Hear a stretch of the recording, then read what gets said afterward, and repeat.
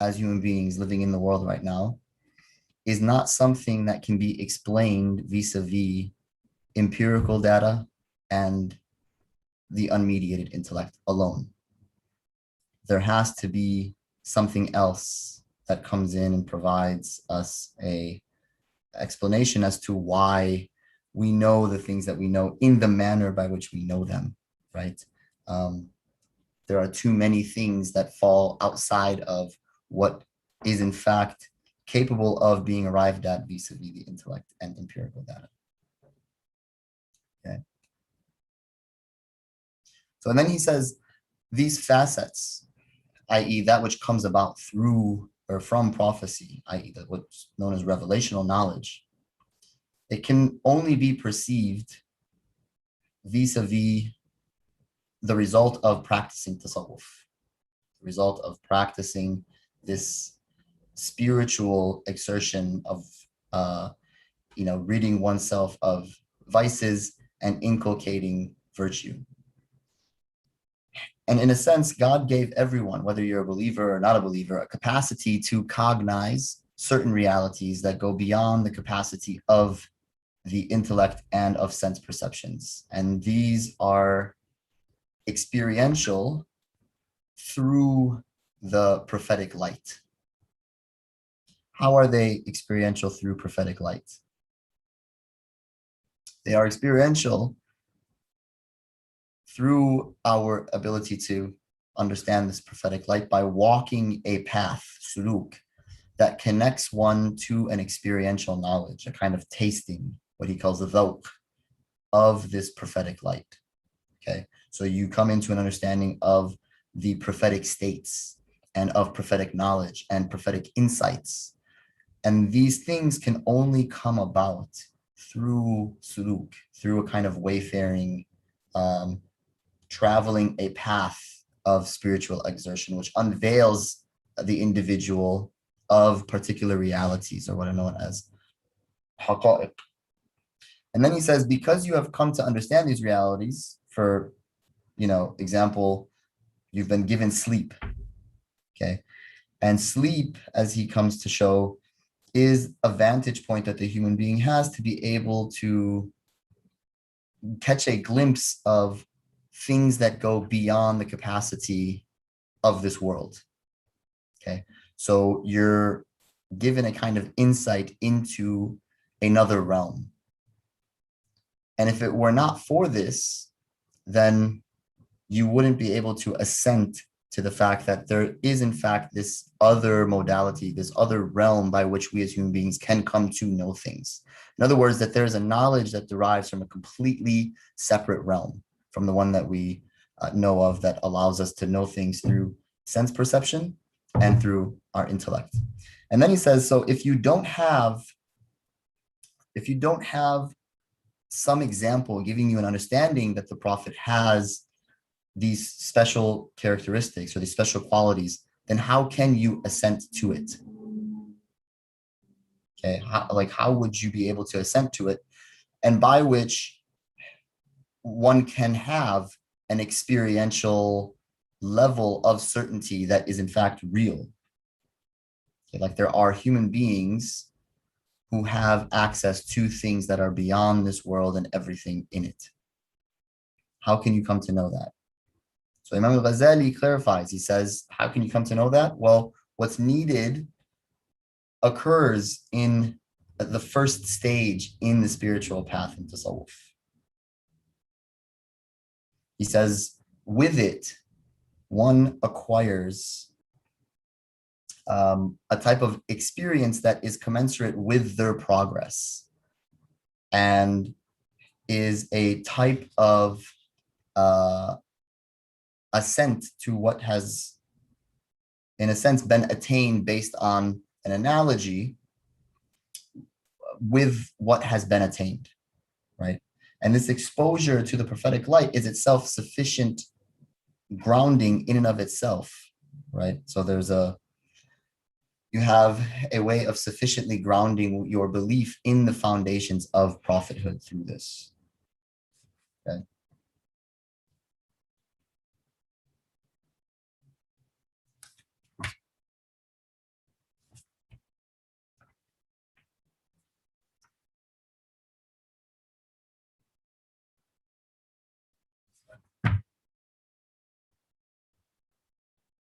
So he says, وأما ما عدا هذا من خواص النبوة فإنما تدرك بالذوق من سلوك طريق التصوف لأن هذا إنما فهمته بأنموذج رزقت وهو النوم ولولا لما صدقت به فإن كان للنبي صلى الله عليه وسلم خاصية ليس لك منها أنموذج ولا تفهمها أصلا فكيف تصدق بها وإنما التصديق بعد الفهم. So I think that's clear. وذلك الأنموذج تحصل في أوائل طريق التصوف, and that's what we just took, right? So this example is something that comes about through the initial stages of tasawwuf. This is something that you get, okay, by means of this initial, this initiation into your doing that which tasawwuf is ultimately about, which is takhliya wa tahliya, ridding oneself of vices and inculcating certain virtues. فيحصل به نوع من الذوق بالقدر الحاصل. And from it, one attains a type of tasting, a type of experiential knowledge commensurate, as we said before, with their progress. ونوع من التصديق بما لم يحصل بالقياس إليه فهذه الخاصية الواحدة تكفيك للإيمان بأصل النبوة. Okay, and with it, one acquires a type of experience, obviously, that he says, and a type of assent that you're able to grant to what has not been attained based on analogy, and that this ultimately is your foundation to your understanding of nubuwwah, ultimately speaking. In other words, when a person first begins their spiritual path, committing themselves to purifying their hearts and taking spiritual guide to help them navigate their way, there are a number of openings and a number of experiences that begin to happen almost immediately, okay, that they've never experienced before. And there's a kind of sweetness of faith that one tastes. The real meaning of tawakkul comes about, insight into what these prophetic stories really entail. Like when you read about the Prophet ﷺ and the way that the companions were with the Prophet ﷺ, and then you see these things in reality through these blessed individuals on the path, okay? Even when one reads the Quran at that point in time, it's like the things that you've been reading before take on a whole new light. Like you're accessing meanings from these things that are on a completely different level. Even the devotional acts themselves. So like, you know, making wudu takes on a whole new life. Praying, fasting, the whole thing is so rich in this initial period. So all of these realities are experienced, and that ultimately solidifies the role of tasawwuf. You begin to realize like, wow, this really does work. Like this stuff is real, you know. So when the sheikh, you know, tells you to do X, Y, and Z, and those things bring about what was actually sought, you realize that this is not just storytelling or some over exaggeration that these things, you know, happened. No, they're real. People in our tradition have entered into real states and stations that you too can avail yourself of. In other words, like any empirical science, they say it's tried and tested. It's tried and tested. فإن وقع لك الشك في شخص معين. So now this is the last contention around nubuwwah that Imam al-Ghazālī is going to address. Okay, this is the last point. أنه نبي أم لا? Is he a prophet or is he not a prophet? فلا يحصل اليقين إلا بمعرفة أحواله إما بالمشاهدة أو بالتسامع في التواتر. فإنك إذا عرفت الفقه والطب يمكنك أن تعرف الأطباء والفقهاء بمشاهدة أحوالهم وسماع أقوالهم. فإن لم تشاهد فلا تعجز أيضا عن معرفة كون الشافعي فقيها وكون جالينوس طبيبا معرفة بالحقيقة لا بالتقليد عن الغير، بل بأن تتعلم شيئا من الطب والفقه وتطالع كتبهما وتصانيفهما فيحصل لك علم ضروري بحالهما. Okay, so this is now the last contention. The first contention was what? The first contention around this whole section on nubuwah had to do with whether or not nubuwah was even rationally possible. And Imam al-Ghazālī says it is possible because it exists. Then he addresses whether or not it actually does exist. He says, yes, it exists because it can be somewhat experienced by you. For example, in your dreams, visions, spiritual experiences, and that discourse on knowledge, where he says again that all of knowledge, the knowledge that we have as human beings living in the world cannot be accounted for through only pure reason and empirical knowledge. All right. And such is the case then that he provides the examples that we're able to arrive at these things through. So number 3 is whether or not this particular person is a prophet or not, okay? So you understand rationally that it is possible and it must exist in some fashion. But now the question is, well, was this person who claimed to be a prophet actually a prophet? So what he says here is that the only way to have certainty on this issue is to know his states, either by means of you seeing him or by means of hearing about him through widely transmitted reports, widely transmitted reports. So then he says, as a kind of parable, one can say, just like if you know fiqh, which is Islamic jurisprudence, statute law, okay? Or if you know medicine, like you know those disciplines per se, you would be capable of identifying from there who the Muslim jurists actually are and who is actually a doctor, either by means, again, of seeing those individuals yourself or hearing reports about them. So he says, if you can't see them, like you personally did not meet them, then you would still be capable of having certain knowledge of them. For instance, you would know that Imam al-Shafi'i was a profound jurist, and you would know that Galen was a profound medical practitioner. Like, we haven't met these people, they're in the past, but we know that they are. Why? Because you yourself would know vis-a-vis your knowledge of that discipline, the basic knowledge that you have of that discipline, and then seeing what that individual themselves wrote about it. And he says that this wouldn't be a kind of taqleed. It wouldn't be something that you know vis-a-vis you're imitating or following the opinion of some authority on this issue. It would actually be your knowledge of this thing. And so if you learn something of the discipline itself, as he says, whether it's medicine or Islamic jurisprudence, and then you read the material of what these individuals wrote, Imam Shafi'i or Galen, you would have absolute certainty of their states, like who they were, in a sense, as it relates to this field. Okay, so you can kind of see what he's doing here, right?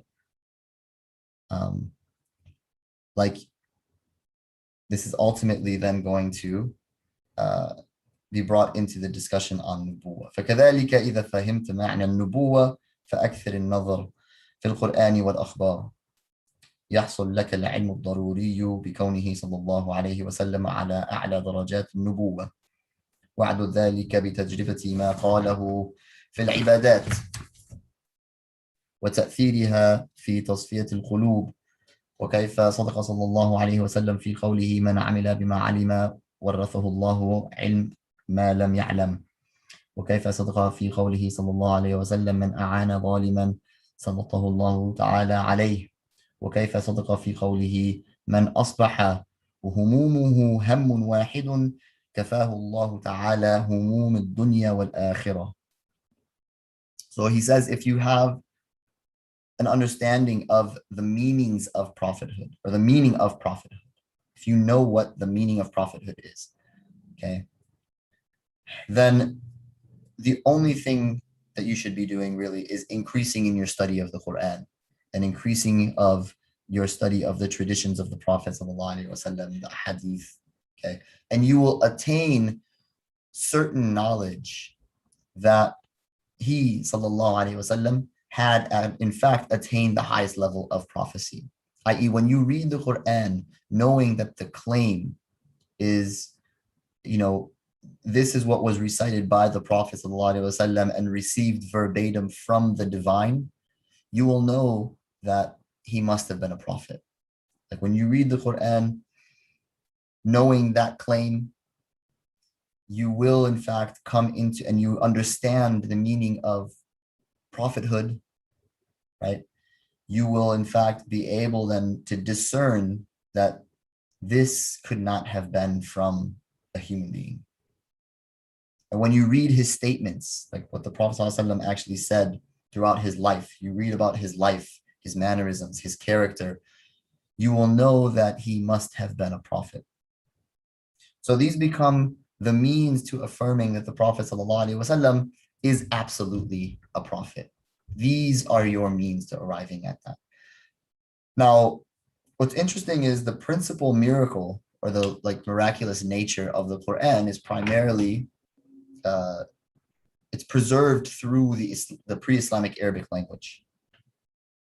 So for us to be able, one can say then, to fully appreciate what perhaps the Arab of Mecca were able to appreciate when they heard the Quran, we would have to have a very high level of competency in the Arabic language.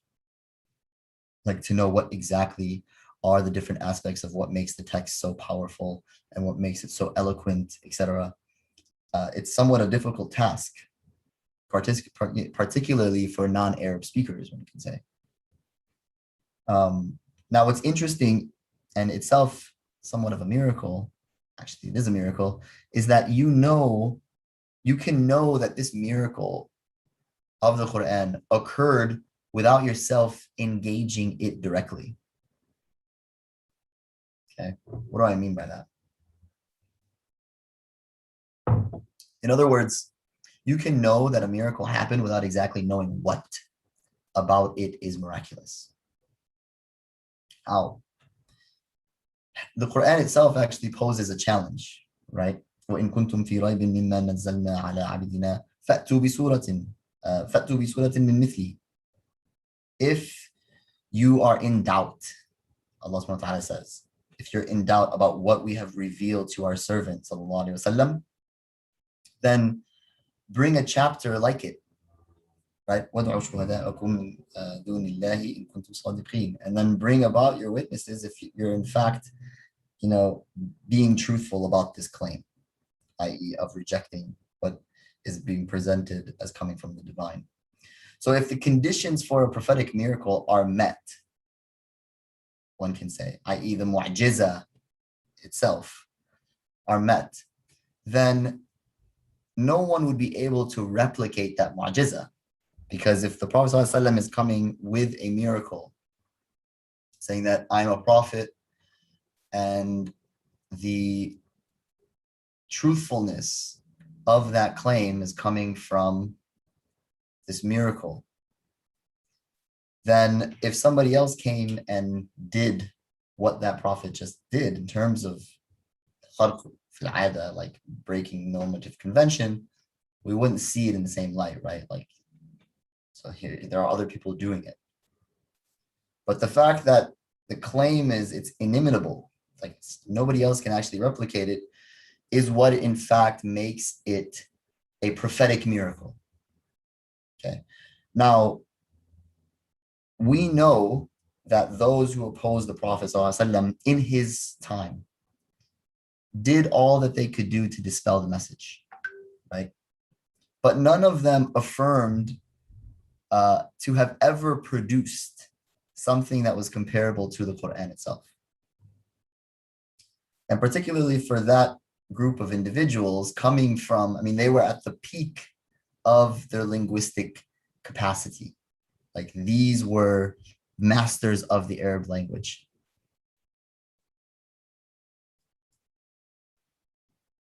Okay, I thought I got it down. These were masters of the Arabic language. And yet they were incapable of producing something that was comparable to the Quran, which means that it was not imitable. Like they couldn't reproduce the miracle, which itself is a testament to the fact that it was a miracle. Right? So this is one way in which you as an individual can look at this issue and realize, subhanAllah, there must really be something there. Had it been not a miracle, why wouldn't they have produced something of its like? And nobody from that era ever claimed to have been able to do such. There are others as well, like Imam al-Razi, for instance, rahimahullah ta'ala, brings about another very interesting proof. He says, if you think about it, people are either perfect, what is known as kamil, insan and kamil, a perfect individual, from a human being standpoint, right? Perfect human being. Or you have imperfect human being. The perfect human being is either capable of perfecting others or they're not capable of perfecting others. And the imperfect human being is also either capable of perfecting others or incapable of such. Now, a prophet is distinct from a saintly person in that the prophet, one can say they both have, for you to be a saint, you kind of have to have correct beliefs about Allah, God, subhanahu wa ta'ala. The message has to be true.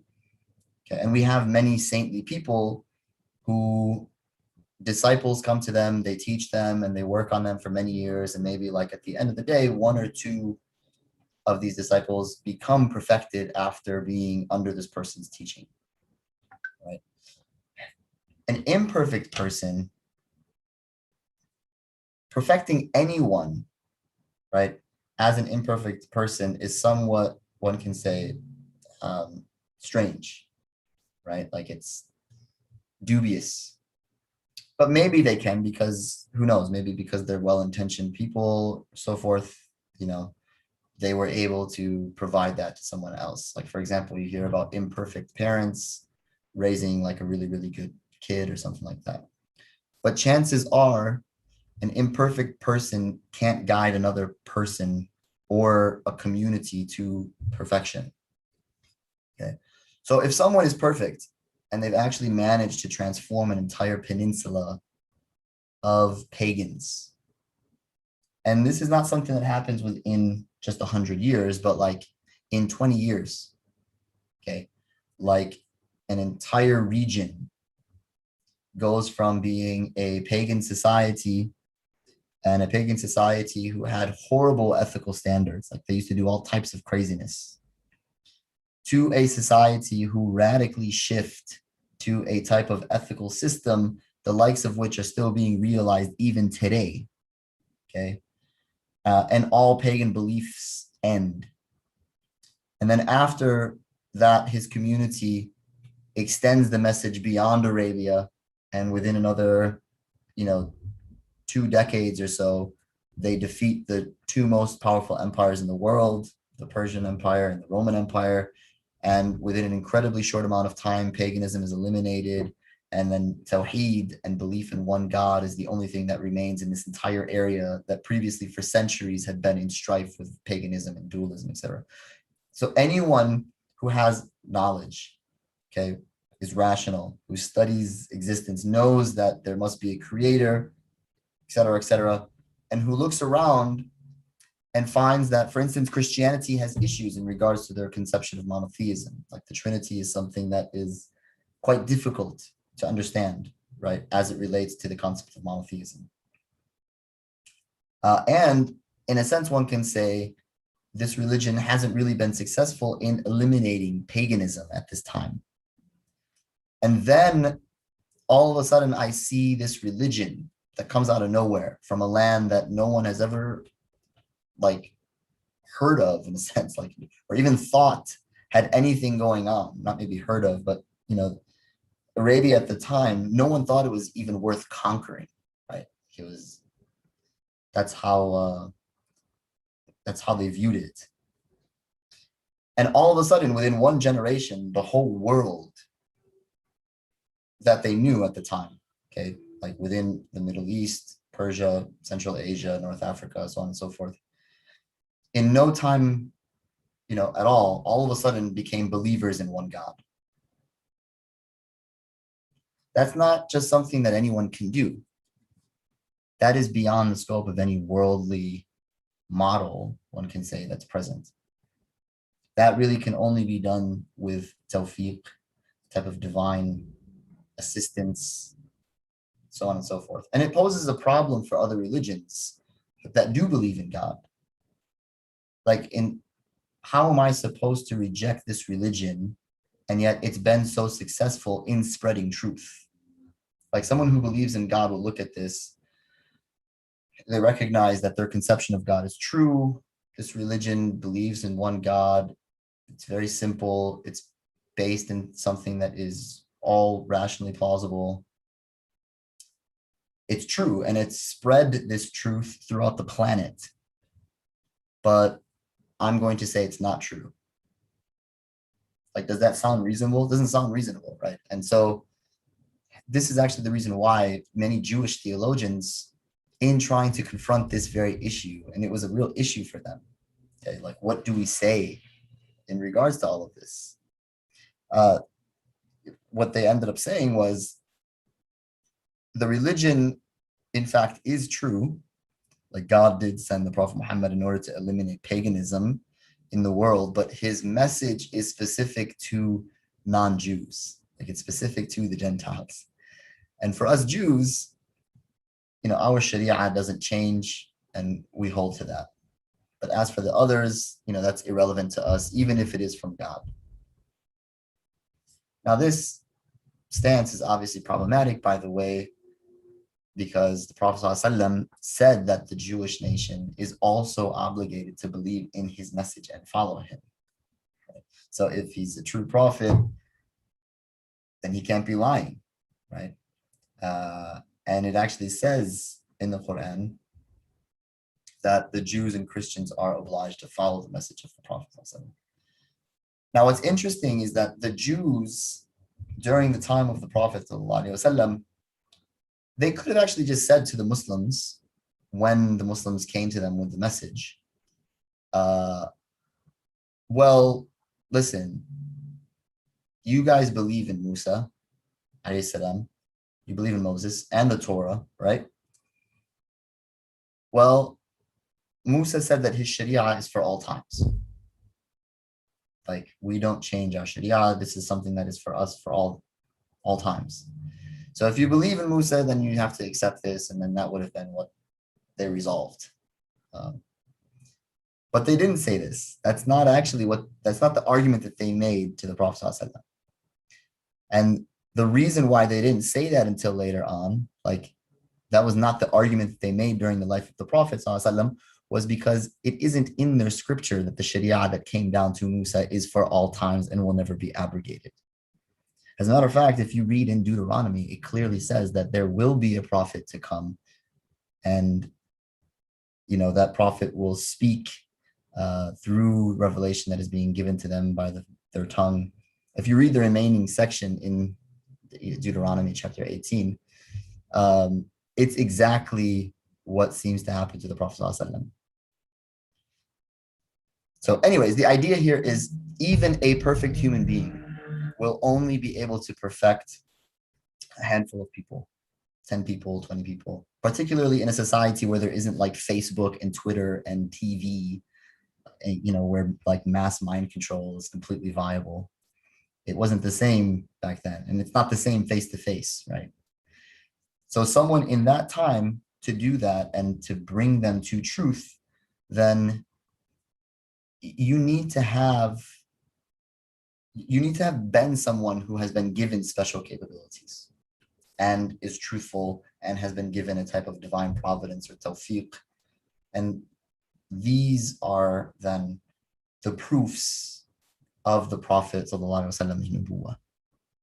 Okay.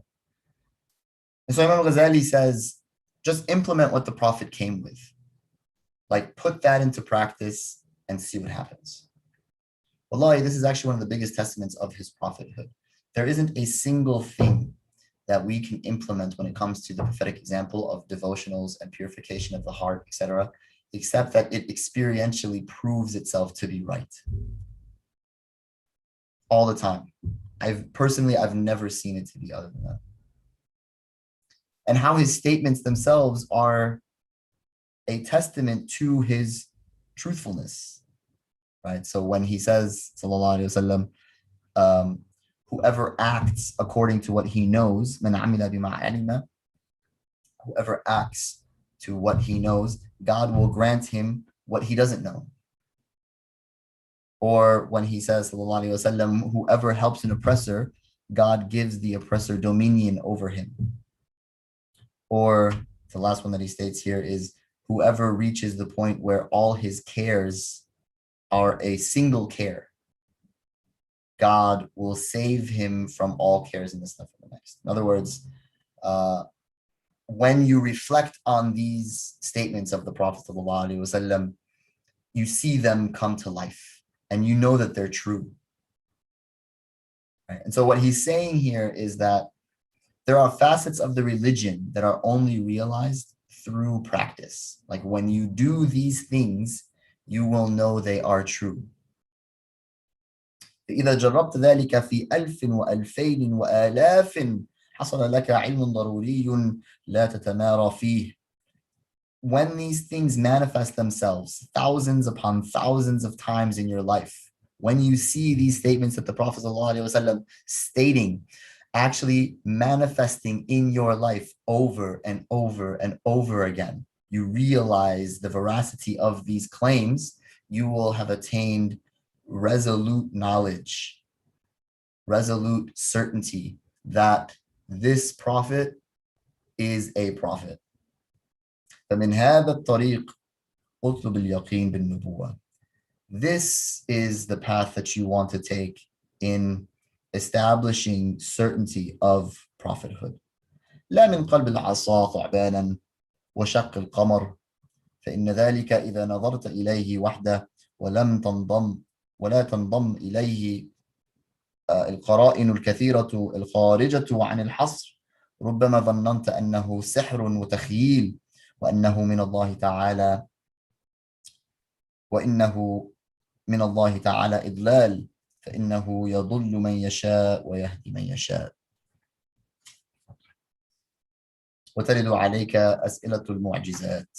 So, he's saying you will know that the Prophet is absolutely true when you establish it on these points, when you establish it on these bases. Like the basis is predicated on the possibility. It's absolutely possible. And if it does exist, okay, in other words, why would it be something that we would grant in a sense? And we've come to know this because the things that we know and their movement in the world is beyond the capacity of empirical judgments and from what we can know through pure reason. There has to be something beyond that to explain for all of these other things that we're able to know and how they're working in society right now. Well, then how do I know that so-and-so is a prophet? He says, through your knowledge of prophethood itself, deriving what that necessarily entails. If someone is being given otherworldly knowledge from the divine, and there are necessary conditions that this person must carry, okay? Does this individual exemplify that capacity? Right? First of all, what are they? Well, there's truthfulness, there's trustworthiness, there's a complete transmission of the message, etc. Okay. How do I come to know them? Right? Well, either I see this individual and I see that they have all of these things, or I hear of them through widely transmitted reports. And from there, you see what is it that they actually brought. Examine it. Is it true? Is it affecting my heart? Is it affecting my character, etc.? I've never felt so alive in my life, right? I see certain realities in ways that are indescribable. And it's somewhat a type of experiential component, but it's something that can be replicated. All of these things become the basis of your knowledge of the truth of the Prophet Muhammad sallallahu alaihi wasallam. You know something with a type of rational cognition, then that rational cognition takes on an experiential form. You begin to do something, and in your doing something, examining, right, this understanding of prophethood, and then looking at it in relationship to the Prophet Muhammad sallallahu alaihi wasallam himself, through that which we have from the Prophet sallallahu alaihi wasallam himself, affirms without any type of conjecture that this individual must be a prophet. That is the trajectory that Imam al-Ghazālī is telling us all to take. That's how you come into this knowledge, right? And he says, if it was just the sensory miracle,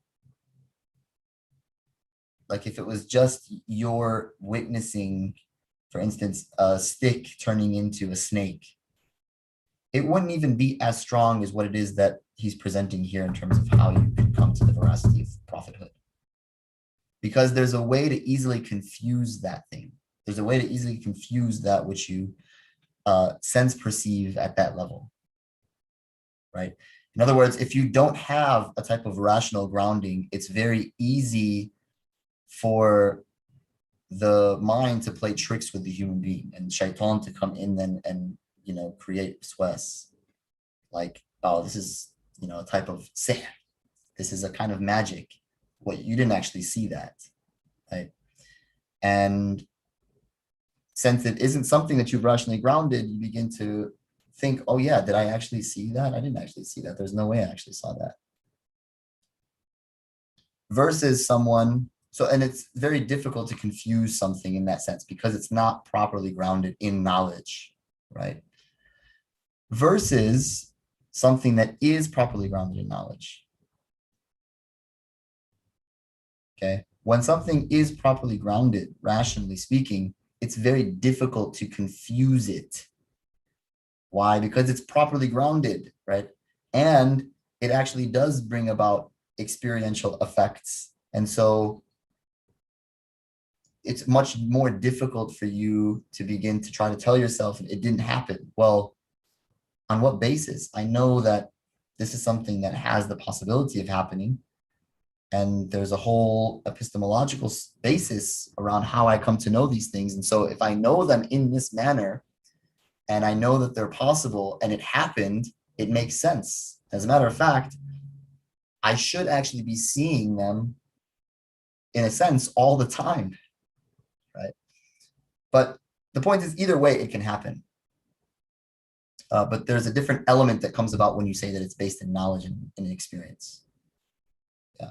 And Imam al-Ghazālī here shows that ultimately people can be presented all of this stuff and still deny it.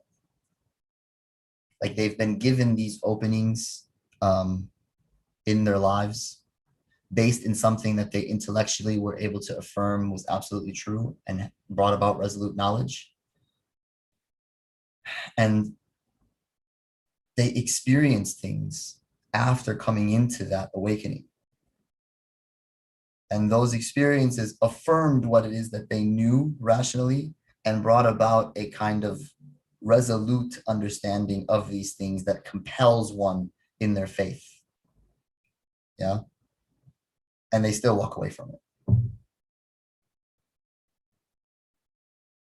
And we ask Allah subhanahu wa ta'ala to protect our families from this, you know, and protect us in the night time from all of this. I've seen this, personally speaking, a number of times. You know, people can have all of these things at the end of the day, and some reason they still walk away from it all. And there are a number of reasons why, but, you know, it just makes one think that, you know, at some level, it's kind of unexplainable. It's not just about all of these components being brought into the fold in sort of systematic manner, so on and so forth. No. All of that can actually be done, and for some reason, the individual will still walk away from it all.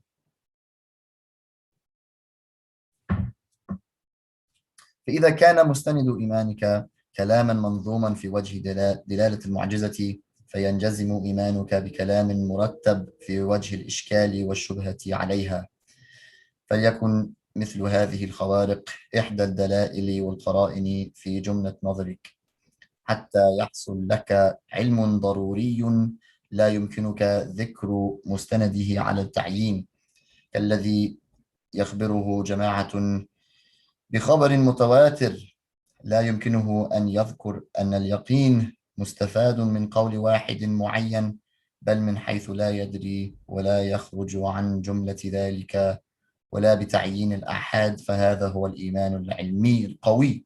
وأما الذوق فهو كالمشاهدة والأخذ باليد ولا يؤخذ إلا في طريق الصوفية، فهذا القدر من حقيقة النبوة كاف. فهذا القدر من حقيقة النبوة كاف في الغرض الذي أقصده الآن، وسأذكر وجه الحاجة إلى ذكره.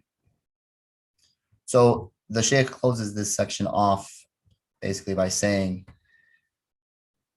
if your faith is being carried by some sort of systematic argumentation insofar as the prophetic miracle yielding proof of prophecy, then ultimately one can say your faith is susceptible to a number of contentions or doubts by another systematic argument that comes in and creates issues.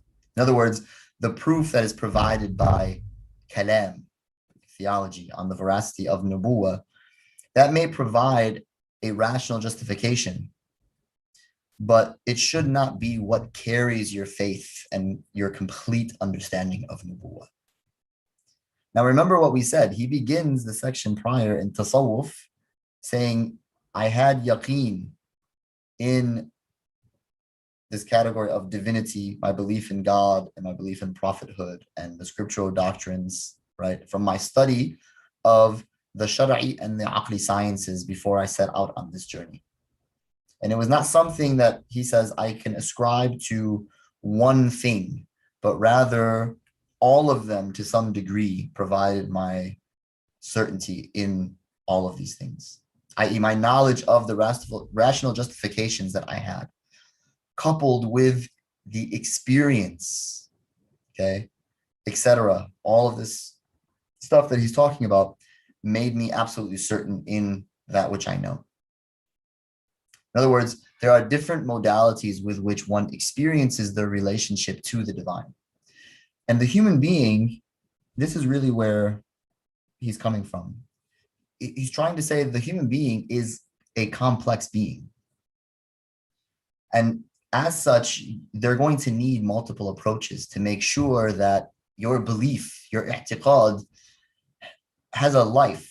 It lives in your mind, and it lives in your body, and it lives in your actions. And all of these are different modalities. And these different modalities require different analyses to contrast to one another. Like, to know those things are true with certainty in one domain is different than the way in which you would come to know it in a different one. Okay. Like, for example, I can say someone comes and asks you, do you love God? That's not a rational thing, right? Like, you wouldn't say, yes, I love God because I know that the world is contingent and therefore it needs cause, and that cause cannot go infinitely into the past, etc. And that is God, the necessary being. What? What are you talking about? That's not, do you love God? I'm asking you, do you love God? Seems like you're answering a completely different question. And similarly, if you're asked on an intellectual level, like, what is the proof that God exists? That too, and like, what is the foundation? What is the sort of basis upon which you're building your understanding of these things? It should not be based in some experiential element or some moment of intimacy that you had between you and the divine. Those are beautiful moments, but is that is that really the intellectual proof, right? So these are different modalities that Imam al-Ghazālī is saying the human being, given that we are complex beings, needs to have a type of approach in order to make sure that each one of these different modalities are in fact being addressed and that they work synonymously with one another, right? Or harmoniously, one can say, with one another. But because these are different modalities, they require different analysis at the end of the day. That's the difference between a holistic framework and a reductionist framework. So Imam al-Ghazālī says, let it be all of these things together. Like the case of someone to whom many people report an incident which renders that report resolute. A whole bunch of people come and tell you, and these people don't know each other, okay? And they all come and tell you the exact same thing. At that point, you can say that you have absolute certainty in that thing. But where's your certainty coming from? Is it coming from one specific person? Is it coming from one of those individuals that came and gave you this report? No. It comes about through the collective. Okay? So, as Imam al-Ghazālī says, when it happens in that manner, that brings about a type of belief, okay, that is extremely strong and is one that is rooted in knowledge. And as for taste, experiential knowledge, it's like seeing and tangibly handling something with your hand, as he says. And it's only found ultimately in the way of the people of Tasawwuf. If you want to come into these particular realizations, you're going to come into them by traversing the path of the people of Tasawwuf. That's where these realities actually come about. That's how you realize or cognize these things. Okay. And he closes out the section at the end of the day. But he begins to show you here that, you know, similar to what many of the greatest mutakallimin in our tradition said, kalam, theology, is not something that is sufficient for arriving at the realities of things in themselves. But it still remains the necessary first step before one can begin a journey of spiritual and experiential knowledge into these particular realities, right? And so establishing your basic foundations using things like logic and reason, arriving at certain truth claims, rationally speaking, right, can bring you to a certain place. But once you arrive at that place, it no longer can do anything else. And so as the ulama say, tasawwuf picks up where kalam leaves off. In other words, you know, the theologian establishes a foundation and tasawwuf picks up from that and uses different methods of devotional practices and concepts that provide unveilings, etc., to arrive at knowledge that are things which are in fact beyond the capacity of the mind to come to know. All right. And this, in fact, is what Imam al-Ghazālī, rahimahullah ta'ala, is saying. That when someone asks you, where is your faith coming from? Is it coming from this intellectual side of you? Well, yes. Is it coming from this experiential side of you? Yes. Right? Is it coming from you as a human being walking the spiritual path, journeying in life and coming into these realizations? Yes. All of them. Right? All of them working together seamlessly provide me with a type of complete and resolute conviction in the things that I know of my religion. And this ultimately is what Imam al-Ghazālī is trying to get us to arrive at. Yeah? That this holistic approach to the religion and knowing what goes where ultimately, and how, in fact, to utilize these things, properly speaking, that builds a type of understanding and an approach to this religion that we can say ultimately goes back to what the Prophet ﷺ's legacy ultimately was. And it allows for you to really begin to journey in this world in a way in which this reality of Islam is living in you in all of these different modalities that make you who you are as a human being. So we'll end there. بإذن الله تعالى. وصلى اللهم وسلم على نبينا محمد وعلى آله وصحبه وسلم. Inshallah, we'll tonight just kind of end, inshallah. And if anybody wants to or has any questions about this particular section, we'll try to take them afterwards. بإذن الله تعالى. بارك الله فيكم وجزاكم الله خير. السلام عليكم ورحمة الله تعالى وبركاته.